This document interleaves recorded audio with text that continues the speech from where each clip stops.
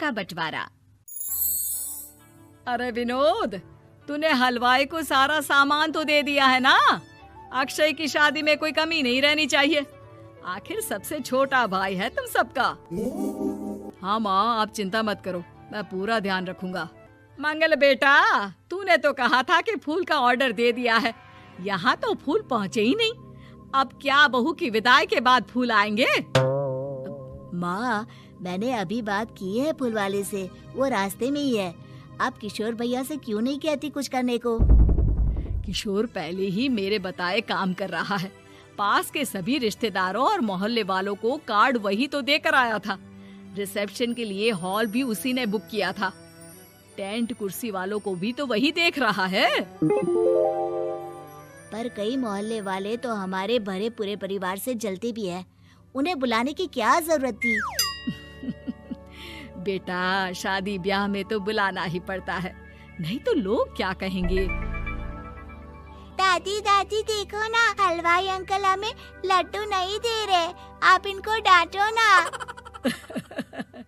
अरे चैन सुख दे देना बच्चों को लड्डू, क्यों तंग कर रहा है इन्हें?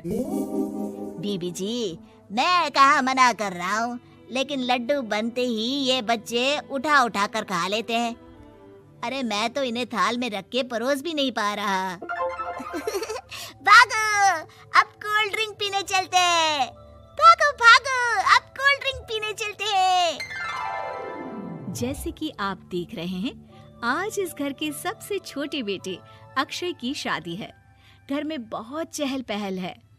कुलभूषण की बीवी कमला को फुर्सत ही नहीं है कामों से, लेकिन कुलभूषण और घर के बाकी लोग कहाँ हैं? आइए देखते हैं। अजी, आप यहाँ आराम से बैठकर गाने सुन रहे हो और घर में अभी तक इतने काम बचे हैं करने को। अरे भाई, मेरे सबसे छोटे बेटे की शादी है, इसके बाद तो मैं अब चिंता मुक्त हो ही जाऊंगा।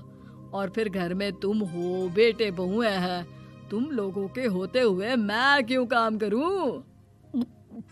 मैं तो शान से बेटे की शादी में जाऊंगा तैयार होकर। अरे ठीक है, अब आप आराम ही कीजिए। एक बार अभिषेक की बीवी आ जाए, फिर मैं भी आराम करूंगी और मेरी चारों बहुएं पूरे घर की जिम्मेदारियां संभाल लेगी। इतना कहकर कमला वापस अपने काम में लग जाती है। बेटा भी, तू अब तक तैयार नहीं हुआ? किससे बात कर रहा है फोन पर? तैयार कैसे हूँ? सैलून जाने से तो आपने मना किया है, क्योंकि मुझे हल्दी लग चुकी है। भाभीयों को देखो, सुबह से पार्लर में है। अक्षय की शादी हो जाती है और नंदिता बहू बनकर घर आ जाती है, लेकिन इस घर की खुशियों को मानो किसी की नजर लग गई थी। नंदिता के आने के बाद आए दिन घर की शांति भंग होती रहती। अपने माँ बाप की इकलौती बेटी को इतने बड़े परिवार की जिम्मेदारियां कहाँ संभालनी थी। अभी देखो ना, मेरे हाथों की मेहंदी भी अभी नहीं उतरी है और तुम्हारी मम्मी ने मुझे घर के कामों में लगा दिया। मैंने सोचा था कि घर की सबसे छोटी बहू होने के कारण मुझे सब पलकों पर बिठा के रखेंगे, पर यहाँ तो पलक झपकने की भी फुर्सत नहीं मिलती। देखो नंदू, शादी के पहले ही मेरे घर वालों ने तुम्हें और तुम्हारे पेरेंट्स को बता दिया था कि मैं जॉइंट फैमिली में रहता हूँ, तो फिर अब ये शिकायत क्यों? और फिर तुमसे पहले मेरी भाभियाँ भी तो आई थी शादी करके, उन्होंने तो कभी कुछ नहीं कहा। नंदिता तब तो चुप हो जाती है, लेकिन ऐसा बहुत दिनों तक नहीं चलता। अरे नंदिता, माँ बाबूजी की दवाई का टाइम हो गया है, उन्हें दवाई दे आओ और उसके बाद सबके लिए नाश्ता बना देना। पर भाभी, मैं तो अभी अपना फेवरेट सीरियल देख रही हूँ। प्लीज मेरी जगह आप कर लो ना ये काम।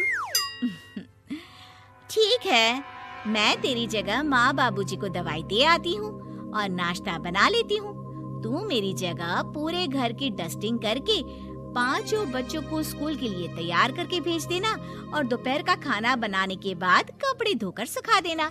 उसके बाद हम दोनों मिलकर बाजार जाकर सब्जी ले आएंगे, फिर डिनर की तैयारी कर लेंगे और उसके बाद बस भाभी, मैं माँ बाबूजी को दवाई देकर सबके लिए नाश्ता बना देती हूँ।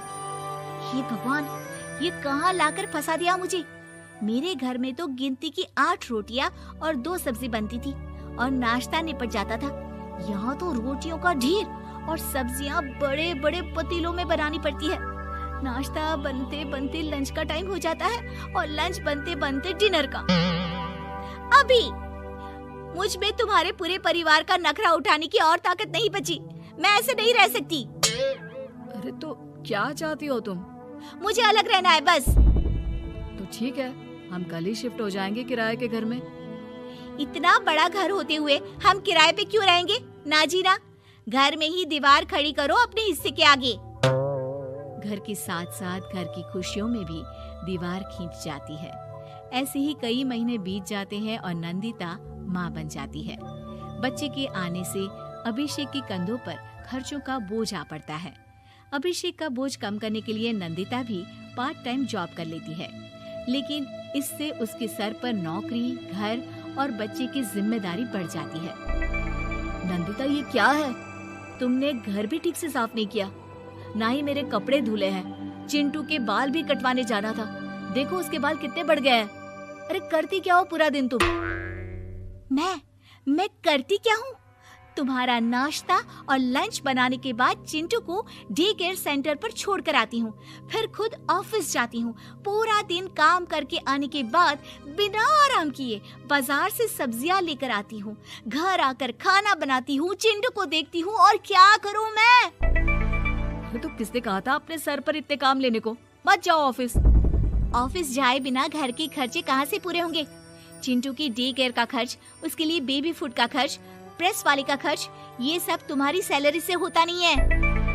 अगर परिवार से अलग नहीं होती तो इतनी मुसीबतें नहीं उठानी पड़ती तुम्हें परिवार के साथ मिलकर काम करने में दिक्कत थी, लेकिन काम तो अब भी बहुत है तुम्हारे सर पर। चिंटू को भी डे केयर भेजने की जरूरत नहीं पड़ती। उसको गोद में खिलाने के लिए दादा दादी और घर के सभी बड़े होते। उसके साथ खेलने के लिए उसके भाई बहन भी होते।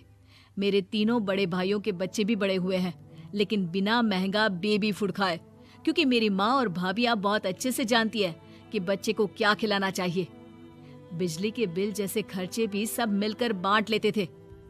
लेकिन तुम्हें तो सबसे अलग रहने में ही मजा आता है, तो अब शिकायत क्यों करती हो? बस करो अभिषेक, बस करो। मैं मानती हूँ कि मैं गलत थी।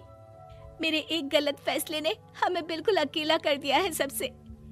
एक घर में होते हुए भी हम बाकी परिवार से अजनबियों की तरह रह रहे हैं। अभिषेक और नंदिता की सारी बातें घर के बाकी लोगों को सुनाई दे रही थी। तभी कमला बोल पड़ती है। अरे नंदिता बहू, किसने कहा कि तुम अकेले हो? तुम्हारा इतना भरा पूरा परिवार है ना तुम्हारे साथ। हम तो बस ये चाहते थे कि तुम अपनी गलती समझ जाओ। अगर हम तुम्हें समझाते तो शायद तुम ना समझती, लेकिन अपनी गलती का एहसास तुम्हें खुद हो गया है, तो अब तुम समझ चुकी हो परिवार में एक साथ रहने का मोल क्या होता है। मम्मी जी, मुझे माफ कर दीजिए, अब ऐसा दोबारा कभी नहीं होगा। अरे माफी बाद में, पहले मेरा पोता जरा मेरी गोद में तो दे, और तू जाकर सबके लिए चाय बना ला।